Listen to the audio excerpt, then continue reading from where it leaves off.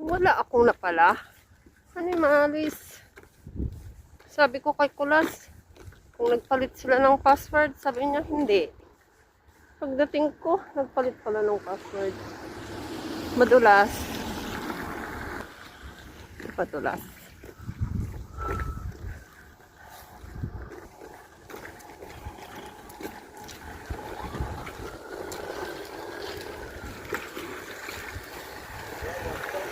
Gising-gising pa naman ako ng maaga. Para lang matapos sana yung trabaho ko at bukas di ako magtatrabaho. Okay.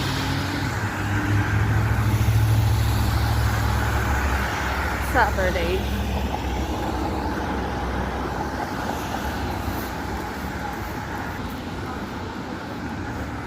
Uwi na tayo. Bukas ulit ang balik.